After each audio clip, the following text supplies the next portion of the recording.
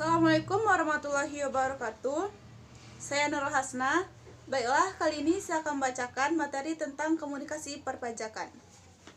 Komunikasi perpajakan. Yang pertama yaitu pengertian tentang komunikasi perpajakan. Komunikasi perpajakan adalah proses pertukaran pesan atau informasi secara langsung maupun tidak langsung antara dua orang atau lebih, yang mana keduanya memiliki hubungan baik internal maupun eksternal, yang dilakukan oleh sebuah perusahaan atau lembaga melalui perantara fiskus dan wajib pajak. Proses komunikasi perpajakan. Dalam komunikasi perpajakan, komunikasi efektif sangat diperlukan. Komunikasi efektif itu adalah komunikasi yang menghasilkan perubahan sikap oleh si pendengar setelah memahami si pembicara. Komunikasi efektif yang dibutuhkan dalam hal ini yaitu agar wajib pajak sendiri tahu dan mau menjalankan kewajibannya, beberapa besar pajaknya atau kemana pajaknya nanti.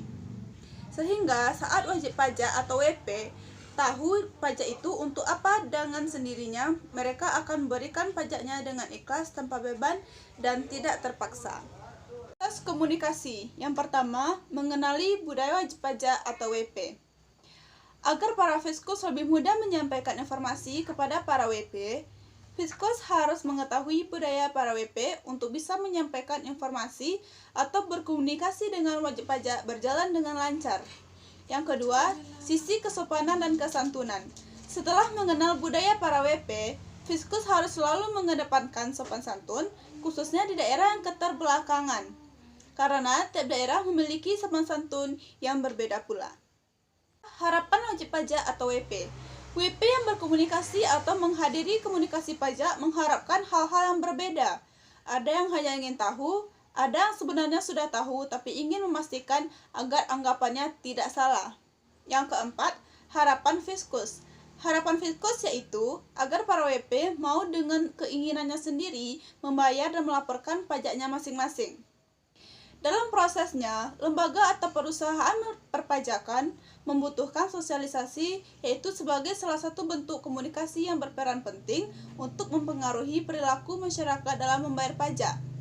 Jadi, komunikasi perpajakan merupakan sesuatu yang mutlak dilakukan, karena sebuah proses komunikasi harus dilakukan jauh sebelum kegiatan dilaksanakan, khususnya bagi sebuah lembaga atau organisasi. Sarana komunikasi dan informasi merupakan suatu sumber yang masih terdapat dalam jumlah terbatas. Komunikasi bisnis. Komunikasi bisnis adalah setiap komunikasi yang digunakan untuk membangun partnership, sumber daya intelektual, untuk memproduksi suatu gagasan dengan saran untuk menciptakan nilai bagi bisnis yang dijalankan. Komunikasi bisnis meliputi pengetahuan yang menyeluruh dari sisi internal dan eksternal bisnis tertentu. Komunikasi internal termasuk komunikasi visi, strategi, rencana-rencana, kultur atau budaya perusahaan. Komunikasi yang eksternal termasuk merek, pemasaran, iklan, dan hubungan pelanggaran. Dasar komunikasi. Yang pertama adalah komunikasi verbal. Komunikasi verbal adalah bentuk komunikasi yang digunakan untuk menyampaikan pesan atau bisnis kepada pihak lain dengan menggunakan kata atau bahasa, baik secara tertulis atau lisan. Contohnya, membuat dan mengirim surat pengantar barang kepada pihak lain.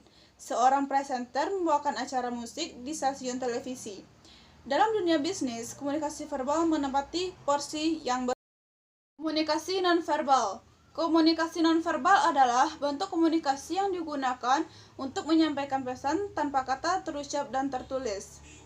Komunikasi nonverbal memiliki sifat kurang terstruktur sehingga sulit dipelajari, spontan dalam hal penyampaian pesan, efisien, sahih atau reliable. Komunikasi nonverbal mempunyai tingkat kepercayaan yang tinggi terhadap kebenaran pesan-pesan disampaikan lewat bahasa isyarat. Fungsi komunikasi nonverbal. Yang pertama, repetisi, yaitu mengulang kembali gagasan yang sudah disajikan secara verbal. Yang kedua, substitusi, yaitu menggantikan lambang-lambang verbal. Yang ketiga, kontradiksi, menolak pesan verbal atau memberi makna yang lain terhadap pesan verbal. Yang keempat, komplement, yaitu melengkapi dan memperkaya makna pesan nonverbal. Yang kelima, aksentuasi, yaitu menegaskan pesan verbal atau menggarisbawahinya. Sekian dari saya. Assalamualaikum warahmatullahi wabarakatuh.